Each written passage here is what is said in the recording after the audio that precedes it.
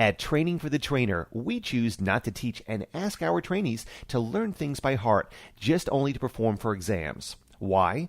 In reality, at the workplace, managers or customers mostly don't ask you to solve problems instantly or drain off your brains in front of them.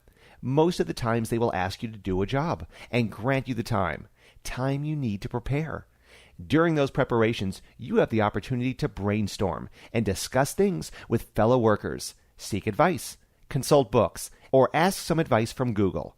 We like to train you with a certain sense of reality based on real work situations. That's why we ask you to integrate the know-how you gained during the training and use it to improve your workplace and your future performance. That's the main reason why we use the project plan as a final to finish your training.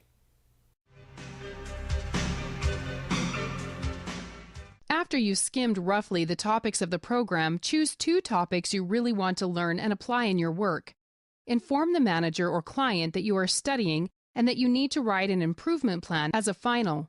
Then ask what could be improved or what problem he wants to solve regarding your 2 topics of the course you selected earlier. Then present a written commission and ask them to give you this as a project commission as a base for your improvement project. As with many things in life, organizations and people ask the question, what's in it for me? Everybody is different, so you will encounter different decision makers or people who have influence on the success of your project.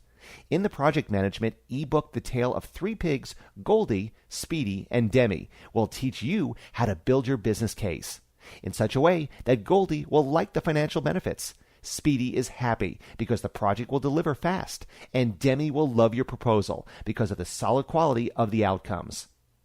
If you manage to convince your client with a good business case and you've got a clear project commission, it is time to make a good picture of the scope. In your mind, it is probably clear what the project will contain and what not.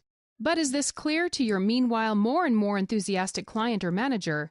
Like Stephen Covey teaches, it is important to the relations with others to clarify expectations. For example, if the client expects that a project called Removal to NY will perform the packaging and unpackaging too, and in your mind and calculations it will not, the question is not if there will be a disappointment, but when the disillusionment will be there. The solution to prevent problems like this is a scope diagram. This handy tool is helping you to manage to visualize the scope of the project. You find a model of the diagram on page 56 of the ebook. Murphy's famous law teaches us anything that can go wrong will go wrong. To prevent that, it will go wrong at the worst possible moment. It is better to identify, rate, and manage the risks in your project. In the template of the project plan, you'll find a tool that will analyze, grade, weight, and calculate the risks of your project. With the conclusions, you can manage and control the risks and be sure that everything will go well when you execute your project. With a written commission, scope, and insight in the risk of the project, it is time to gather your team and schedule. Inspire your project team with a shared vision of the project. Coach and delegate effectively. Treat each stakeholder in a way that is uniquely suitable. Hold productive meetings and practice in being resilient in the face of change. As the project progresses, it becomes more and more of a challenge to continue to lead and keep everybody enthusiastic and focused. Behavioral profiles like DISC help you understand how different people interact with each other. DISC also provides valuable insights on how to compile a team and adapt to the different communication preferences of your team members. More on this you can find in the Project Management ebook starting at page 100. Selecting the right team members for your project is very important. A solid and effective schedule too. Make sure you schedule every task well and plan a minimum and maximum time per task. By drawing a Gantt chart, you are able to determine the critical path of the tasks. The critical path will identify which tasks can be delayed. Having this kind of schedule will make you flexible and calm when things occur. Free software for drawing Gantt charts is available on the internet.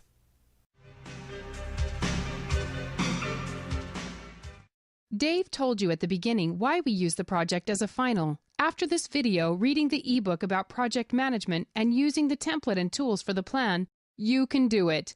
You can make your own project plan that will convert the yield of this course into tangible results at your workplace. It is always the best to begin with a clear outlook on the end criteria. In the training files, you'll find the STAR scorecard, which will be used to assess your plan. Read it carefully and use it as the standard for your plan.